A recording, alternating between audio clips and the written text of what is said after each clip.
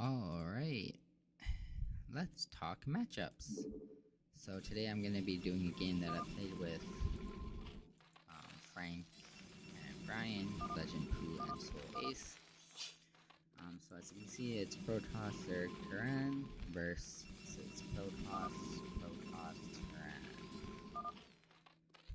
So in my opinion, the red team has an advantage, like the 34-minute mark.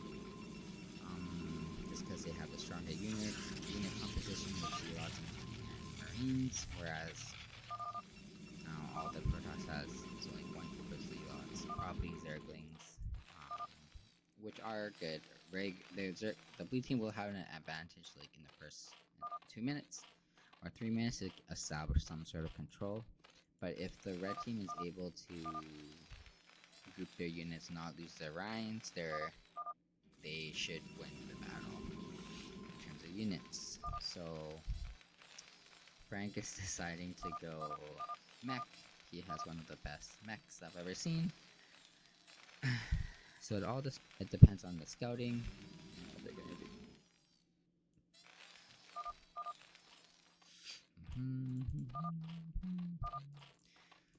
So I'm the Zerg and I chose not to go Speedlings because Frank is going mech.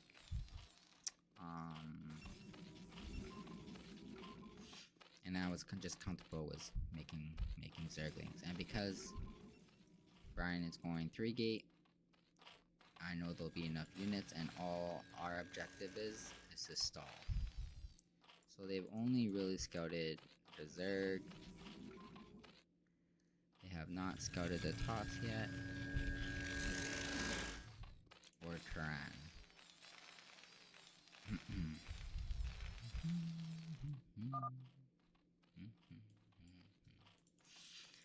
So what Brian is doing by building his 2 gates here, it's good. Nothing wrong with it. It helps prevent units from walking by.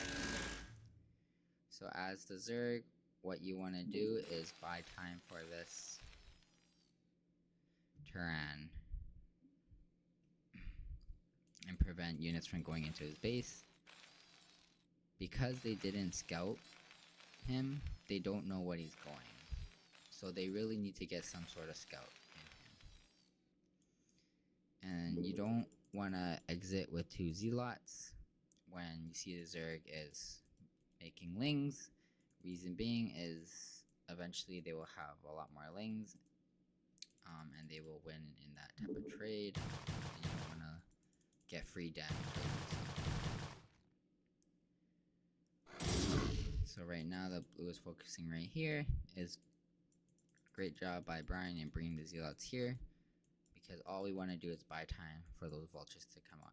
If we can buy enough time to get the vultures to come out without getting any type of block, the blue team will have the upper hand in any type of mid control. So this toss is deciding to block this toss. It's fine to harass with these 2 Zealots, but you don't want to show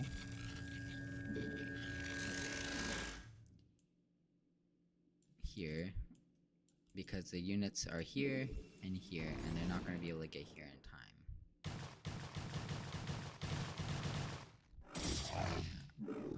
Bring the Zerglings back. As soon as the Zealots are separated, then the Zerg wants to attack. Or if the aggro is on the Zealots, then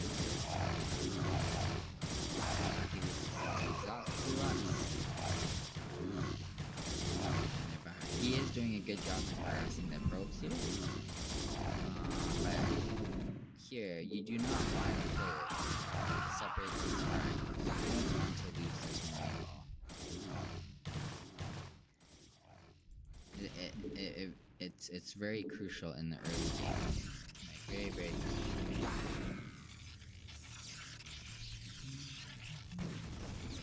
So all you really want to do, which is why I'm spreading out the map with the Zergling, is separate the Marines from the Zealots. You don't want the Zealots to clump up with the Marines, because it makes it harder to pick off the Marines.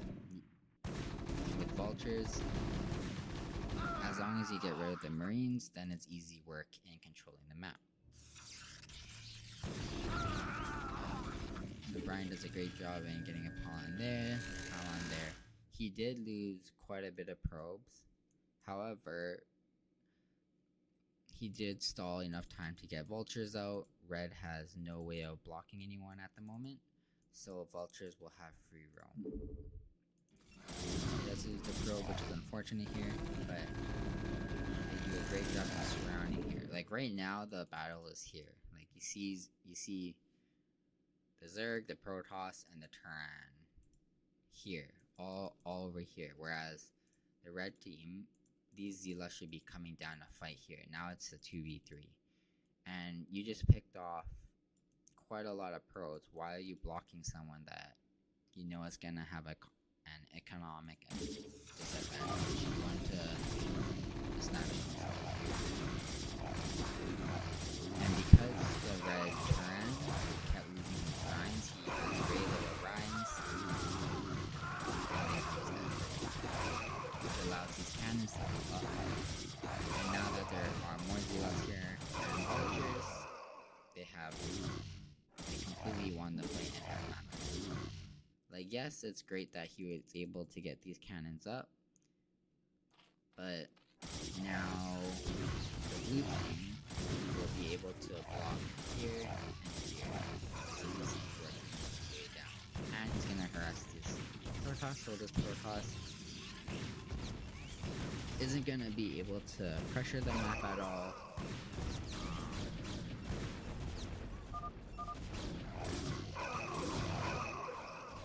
Yeah, and these runs shouldn't be coming out. So now these get picked off. So now they have no army.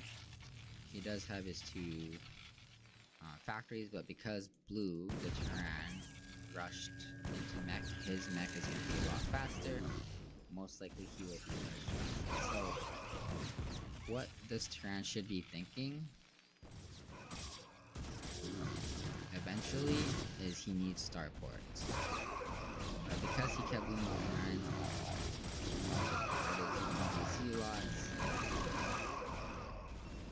it really isn't looking good. And now the Zerg can keep droning out, getting his tech in. Now with the spider mines, this Protoss isn't gonna be able to come out. And you know, as the blue team saw, this blue team is being blocked, so you know he spent quite a bit on blocking here. So now no one's really gonna be able to help this turn.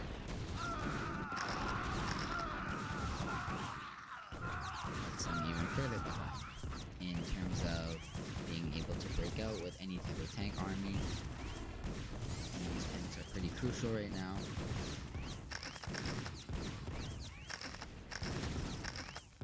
So this slows down this turn even more. So now not only are they not going to be able to break out of this map, this Zerg is allowed to run up even more. This Terran can keep doing what he's doing, and it buys time for this toss as well. So Brian did a great job in controlling the map with his cannons and sacrificing to bring his Zealots in the right place at the right time. And even though he suffered economically, they have control now, which makes the game a lot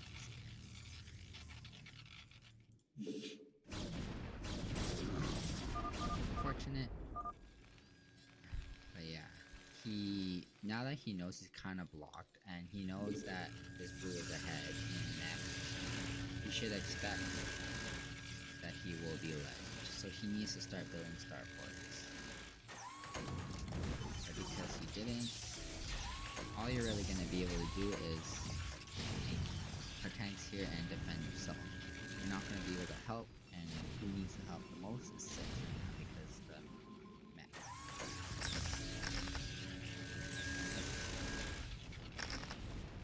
Or he should be lifting these racks here.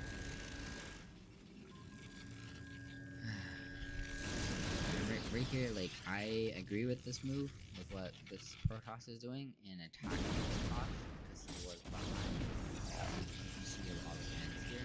However, this should have been done. Because it's a bit late, it's very easy. Now he's even ledged. He's gonna break the choke. Good job with these DTs to harass, but he should be spreading out these DTs. area so the vulture mines can't get off. And it prevents, you can even like prevent the turret from building up, which you just want to buy time. Yeah, because this toss wasted that army, now his macro is even slower.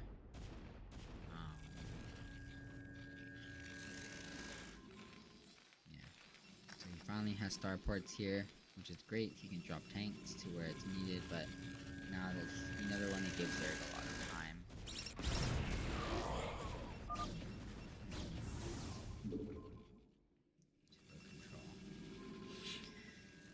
So now the red team's objective should be fortifying here, at least getting tanks here, so that this toss can focus on dropping.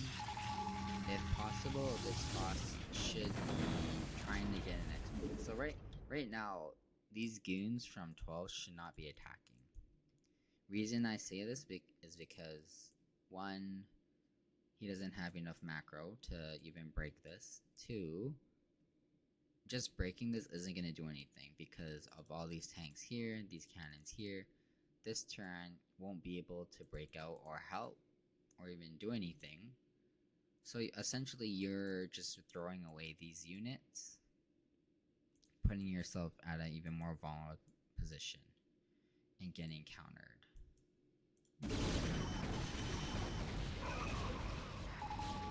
So it's great that the turn is dropping tanks here to prevent any more push.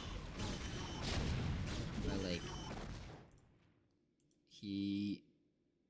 at first the red team should have had the advantage in at least controlling the map because of the stronger unit composition.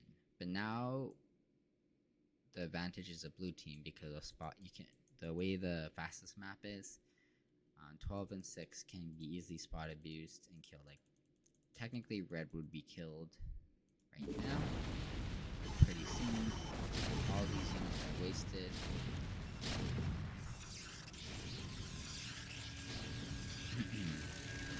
And because he kept throwing these units,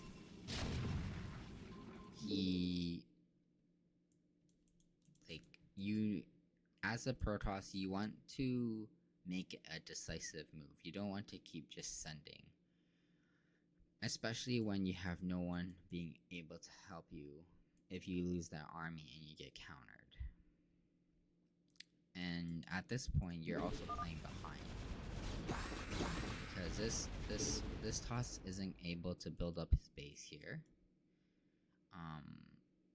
Which also gets in supply stuck. He really needs to get an expo or something going here. Or he needs to be able to keep landing drops really effectively in order for his team to get back in the game. So it is the right move for this toss to do focus on drops. However, this toss needs to play a bit smarter, I want to say. Right now he just aimlessly sending units. He should be, instead of sending these units, because it takes time for red to drop tanks consistently, the battle, most chances are going to be lost. You want to at least establish ground control here so he can't get countered by ground attacks.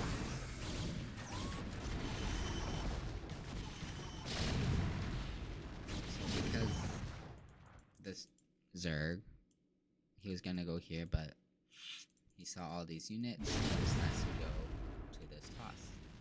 Now that because this toss kept sending units, he has no way of defending against pretty much a 1v3 if the toss had units, but he doesn't at this time. But he can't deal with these guards with the Valve. Yes, red team has Valves, which will eventually come, but not, you also have to deal with this tank vulture army. And because you don't have the macro, you don't have Temps of Storm, that wasn't really the smartest decision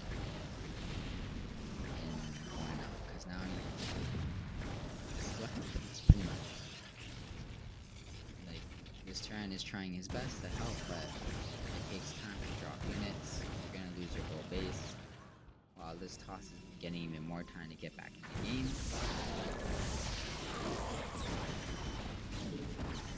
And it's just getting into the blue team's favor. because the drops. This was a decent drop. Didn't get much though. Usually when you want to drop a turn, you want to keep sticking with temp drops and then one big drop, so that the tanks aren't hit at that point. So if you just did like a bigger Reaver drop, it would be a lot harder to deal with tanks. And it would also prevent.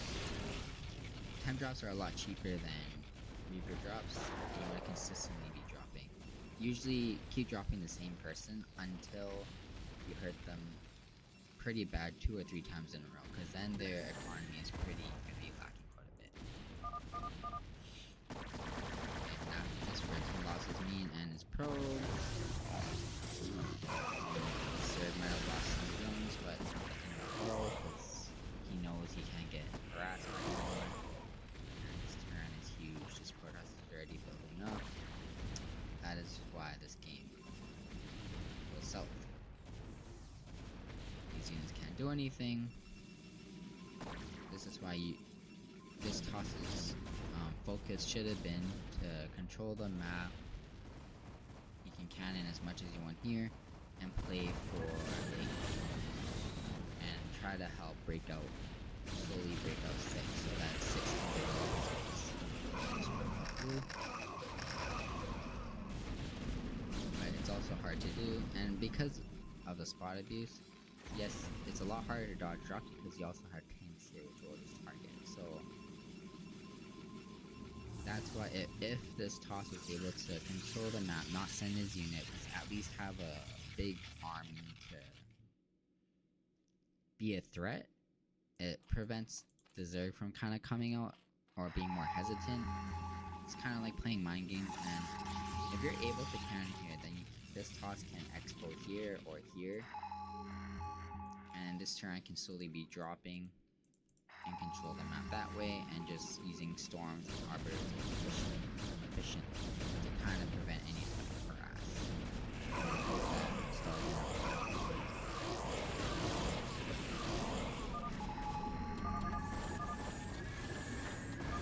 Yeah, that is why this game went downhill. The first 5 minutes really helped determine what's gonna happen in the game. The blue team did a great job in working together to accomplish one goal, whereas the red team was kind of all over the place. He was wanting to block here, the units weren't coming here, but he did a lot of damage to these probes. I think he got like 9 probes or something. You know he's not going to be able to pump as much. There is really no point blocking here. If, like, yes, you can block here if this is already done, but it wasn't, and the battle was going on. But as I always say, the terrain, you never want to leave with your Marines unless you're confident in your micro and your toss's ability to stick with your Marines very closely. This prevents the Zergling from kind of surrounding them, and it just makes it easier to micro. But that is why this game went wrong. Also, the red team really needed to scout out this terrain. If they scouted out this terrain, they could have prevented the vultures from coming out, which might have actually kind of brought them back into the game, because then they can just put the pylons here, prevent any type of harass, and the vultures don't do much damage to the pylons. They kind of slow, so it buys them time to control the map. The toss did have cannons here, which is great, but if they were able to scout out this terrain a lot sooner, they would have known he was going mech. If he built the pylons here, it would have prevented any type of vultures from joining the fight, and they could have slowly controlled the map, and it would force this Protoss to keep cannoning even more here, and this Zerg to make more and more Zerglings to help defend here, which just benefits the red team even more, because they have an ability to macro a lot easier with the 2 Protoss in turn, and that way they can control the map. And that would also make, for this toss, instead of cannoning here, he could have spent more units on his army, so it would have been a bigger threat, and it would have put this blue team in at least a more of a disadvantage than what it was after, because this Zerg did not have to worry about much. He had all the economy. He can just focus on economy. Same with this Turan. He can keep establishing his mech and economy. And this toss, because he has control over here and here, he knows 6 and 5 and 6 can't help or do anything. The only threat is 12, but because he kept wasting units, you need to have like a decent amount of mass where you break whatever cannon and you're able to get into whatever base you want. So instead of blocking here, you killed so many probes, you know his like economy is going to be poor. You should be trying to break this. And as you can see earlier, there wasn't really much cannons here. But yeah, what really won the game was the blue team working together to establish a goal, and the red team making mistakes. One being the Marines kept leaving the base in small numbers, and you can't really micro that well. They weren't sticking with the Rhines that well. These Zealots should have been coming here, and because they weren't kind of working on the same page, and the Vultures were able to get out, it was GG, pretty much. Because once the Vultures get out, you saw the Spider Mines here, they can control the map, they harass his turn even more, prevented tanks from doing much. He's going to be alleged here. The red team should have expected to be alleged. He needed to get starports a lot sooner to at least prevent this type of tank cannon push or harass, or even do a drop on a possibility would have been able to drop this toss, because there wasn't really much units here, and this 12 and Turan could have kept dropping units together here, and because yes there was cannons here, it would prevent this Turan from helping or being able to reach here a lot sooner. So that was a possibility in what they could have done together in order to get back in the game, instead of just blindly wasting here. But yeah, I hope that helps. I will do more another time. Thanks for watching.